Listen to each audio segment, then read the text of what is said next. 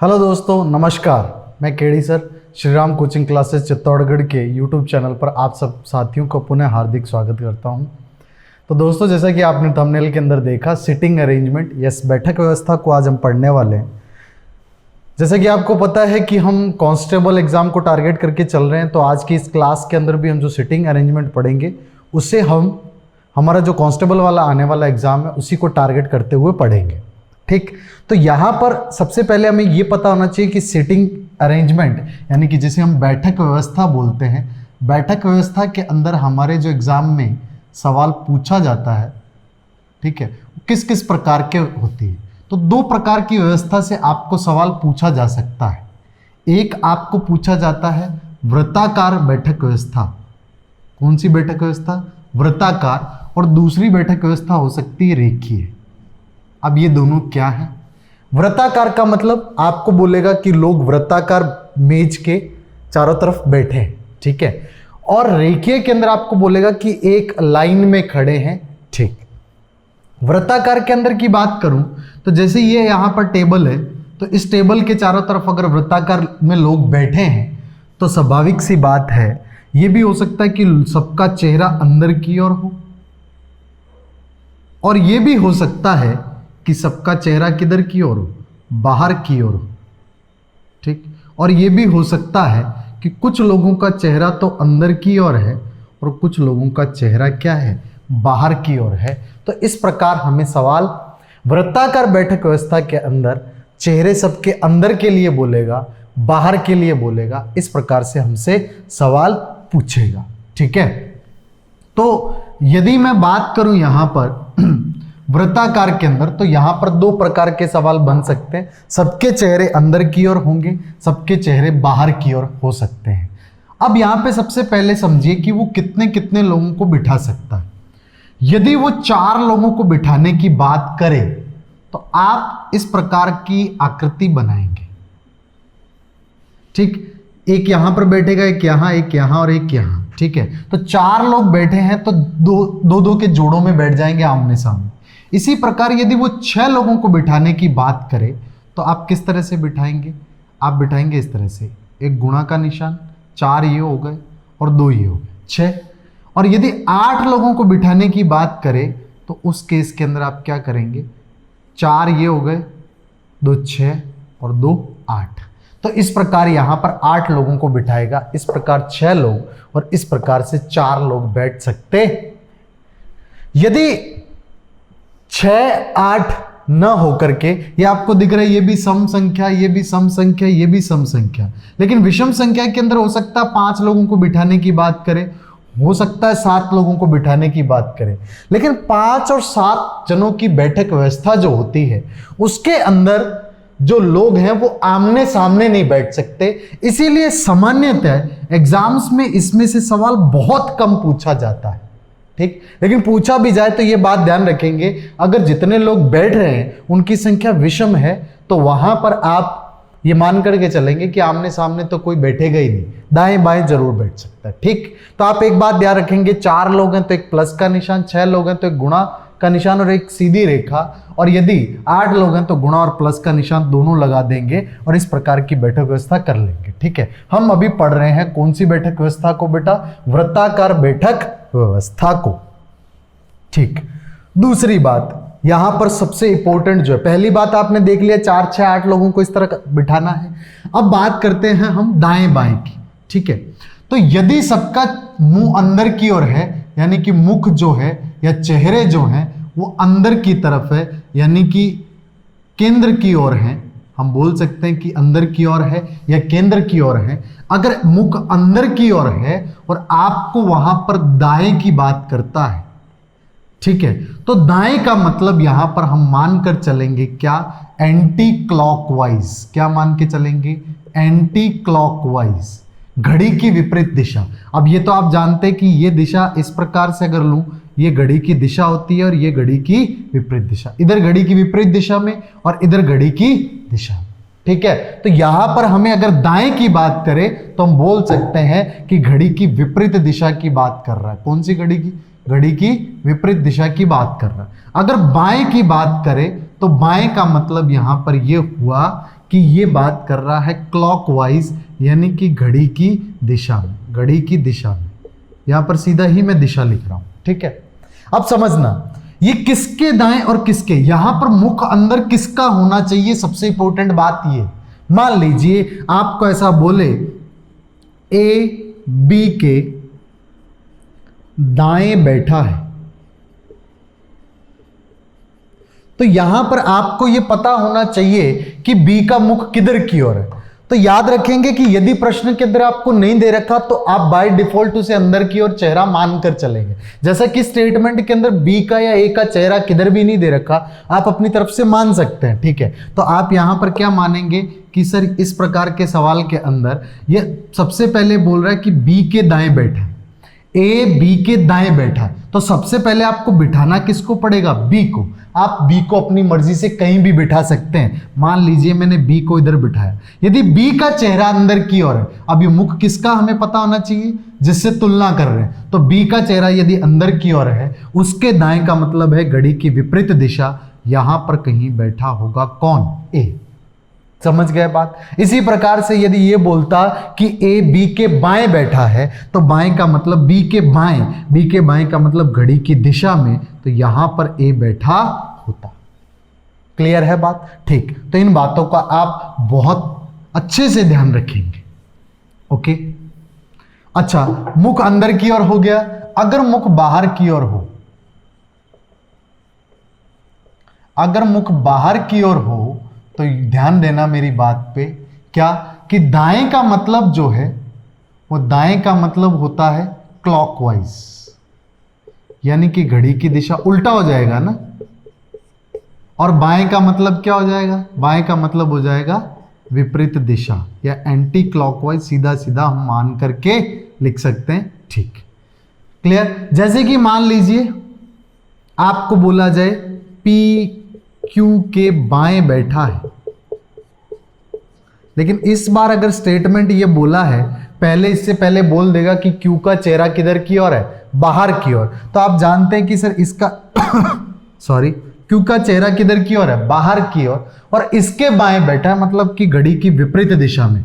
बाएं का मतलब घड़ी की विपरीत दिशा, यानी कि पी यहीं कहीं बैठा होगा, ठीक। तो ये दो बातें यहां से सीखने को मिली। एक तो ये मुख अंदर की ओर बाहर की ओर, अंदर की ओर दायां हो तो विपरीत, और बायां हो तो घड़ी की दिशा, और दायां हो यहां पर मुख बाहर की ओर हो तो दाएं का मतलब घड़ी की दिशा में, और बायां हो तो घड़ी की विपरीत दिशा में, ठीक। अब यहां पे बहुत इंपॉर्टेंट बात यह भी पता चलने को बोली कि अगर कोई स्टेटमेंट दे रखा है, तो जैसे पी क्यू के, इसका मतलब तुलना क्यू से हो रही है, तो पहले किसको बिठाएंगे, पहले बिठाएंगे क्यू को, और क्यू को अपनी मर्जी से कहीं भी बिठा सकते हैं इस स्टेटमेंट के अंदर। क्लियर है बात, ठीक। तो इन सब बातों के साथ में बेसिक जानकारी जो है वो लगभग समाप्त हो गई, ठीक है।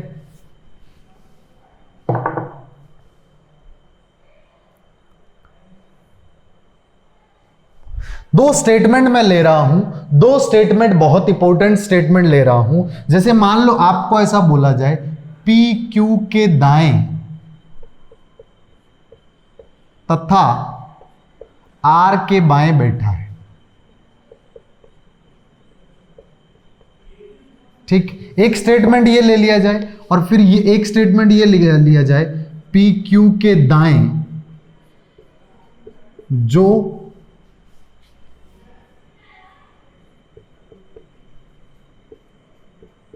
जो आर के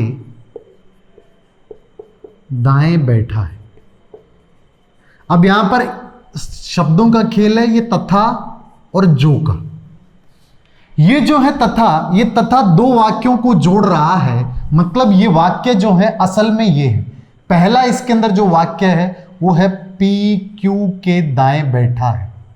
क्या वाक्य है, पी क्यू के दाएं बैठा है। और दूसरा इसके अंदर छुपा हुआ वाक्य ये है कि पी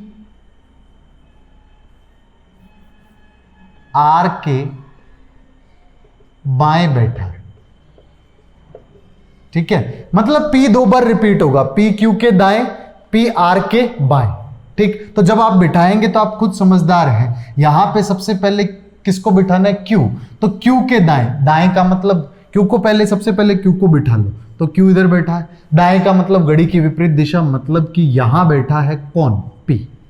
परंतु R के बाएं, यानी कि R से घड़ी की विपरीत दिशा में, इसका मतलब R यहां कहीं बैठा होगा, तो घड़ी की विपरीत दिशा में क्या, सॉरी बाएं का मतलब क्या हुआ? घड़ी की दिशा में, तो घड़ी की दिशा में P यहां बैठा होगा, मतलब कि R और Q के बीच में बैठा है कौन? P।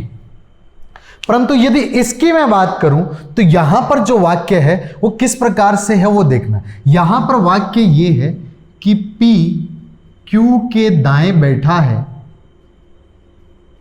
एक वाक्य तो ये है, और Q R के दाएं बैठा है। आप ये भी याद रख सकते हो कि तथा के अंदर पहले वाला 2 बार आता है, मतलब पहले PQ फिर PR, ठीक। और जो के अंदर ये जो Q है ये 2 बार, P Q के दाएं बैठा है, Q R के दाएं बैठा है, ठीक है। तो इसका मतलब क्या हुआ, इसको देखना जरा, इसको जब आप बिठाओगे तो Q के दाएं बैठा है कौन?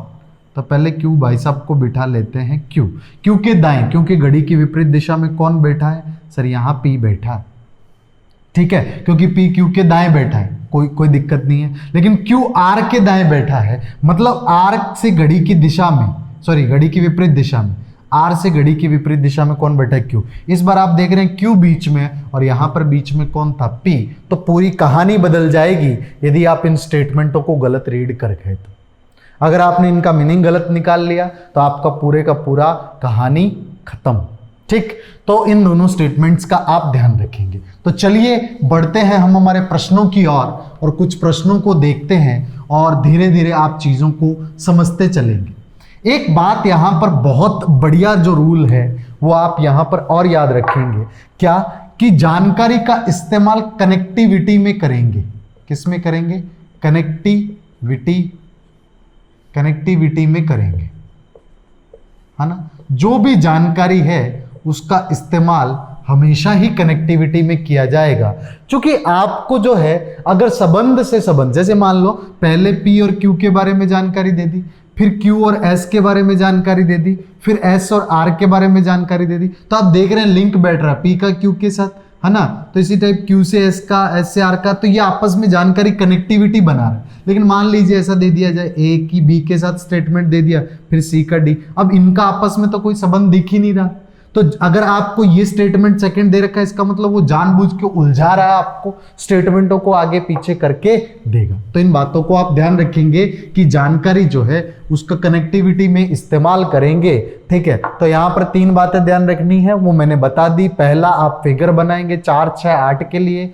फिर दूसरी चीज ध्यान रखनी है, चेहरा अंदर की और बाहर की ओर। तीसरी चीज जो है वो बहुत इंपॉर्टेंट, जानकारी जो है उसे कनेक्टिविटी के अंदर इस्तेमाल करेंगे। तो आइए देखते हैं कुछ प्रश्नों को। सबसे पहला प्रश्न है, 6 लोग केंद्र की ओर मुंह करके वृत्ताकार टेबल पर बैठे हैं। तो अब 6 लोग बैठे हैं। प्रश्न क्या है? 6 लोग, मैं पढ़ रहा हूं प्रश्न। 6 लोग वृत्ताकार टेबल पर केंद्र की ओर मुंह करके बैठे हैं। तो सबसे पहले तो 6 लोगों को बिठा दें। 6 लोगों के लिए मैंने बताया, एक सीधी लाइन, एक ये लाइन और एक ये लाइन, ठीक। सबके चेहरे किधर की ओर है? अंदर की ओर है, इसीलिए मुख अंदर की ओर है, तो भाई चेहरा अंदर की ओर कर देंगे, ठीक है। अब बढ़ेंगे आगे। आगे बोल रहा है ए बी के सामने बैठा है।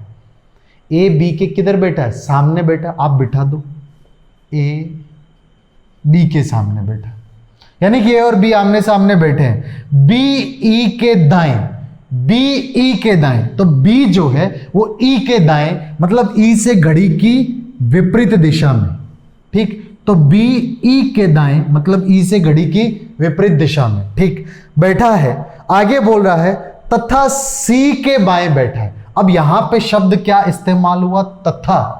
तथा का मतलब यहां पर किसकी बात हो रही है? बी, ये मैं स्टेटमेंट लिख देता हूं, बी ई के दाएं तथा सी के बाएं बैठा। तो आप खुद सोचिए कि यहां पर मैंने क्या बताया था सर, तथा आ जाए तो ये बी वापस फिर यहां आ जाएगा, मतलब बी सी के बाएं बैठा है। बी सी के बाएं बैठा है तो मतलब सी से घड़ी की दिशा में बैठा। समझ गए बात? ठीक। आगे बोल रहा है सी डी के बाएं बैठा है। सी डी के बाएं बैठा है, यानी कि सी जो है वो डी से घड़ी की विपरीत दिशा, घड़ी की दिशा में बैठा है। बाएं का मतलब घड़ी की दिशा में। अब आपके सामने एक खिलाड़ी बच गया और वो क्या होगा, A B C D E F हो सकता है, एफ यहां बैठेगा। आपको जो भी सवाल पूछा जाए आप जवाब दे सकते हैं। आपको पूछेगा ई के सामने कौन बैठा है, आपको पूछेगा एस सी के सामने कौन बैठा है, आपको पूछ सकता है बी से दाहिनी तरफ दूसरे स्थान पर कौन बैठा है, तो पहला ये, दूसरा ये। ठीक है, इस प्रकार के आपको सवाल पूछ सकता है। क्लियर है बात? कुछ और सवाल लेते हैं हम यहां पर।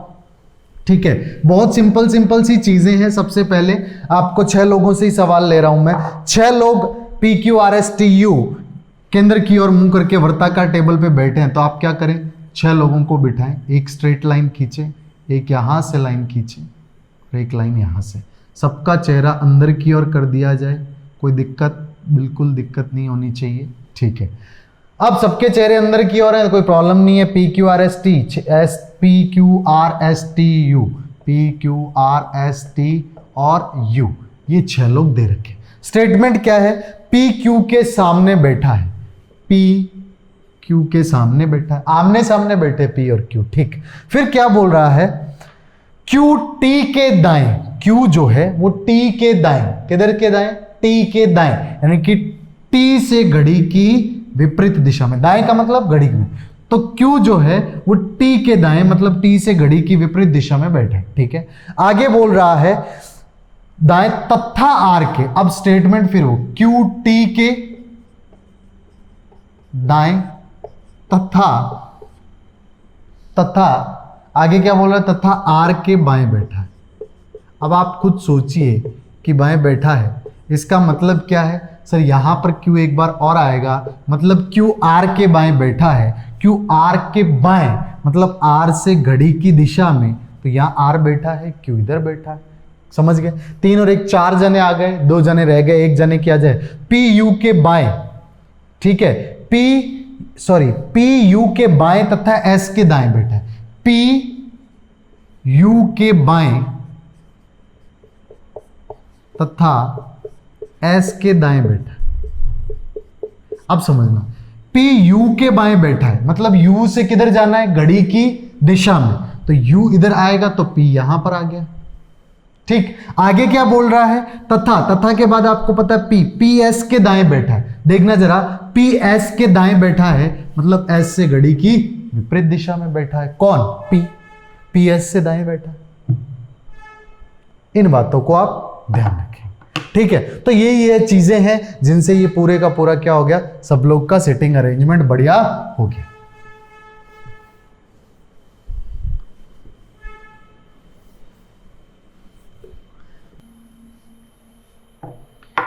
तो चलिए, आज की क्लास के अंदर हमने सिर्फ 6 लोगों का जो सिटिंग अरेंजमेंट है वृत्ताकार, उसको देखा।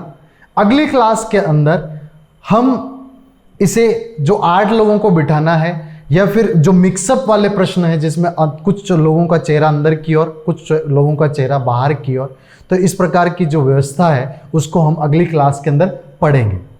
तो उम्मीद है आपको सेशन अच्छा लगा होगा, आपने अच्छे से पढ़ा होगा। अगर आपको सेशन अच्छा लगे तो प्लीज़ इसे लाइक करें, अपने फ्रेंड्स के साथ शेयर भी करें। तो आज की क्लास को यहीं देते हैं विराम, मिलते हैं अगली क्लास में। तब तक आप अपना ख्याल रखिए। Thank you very much.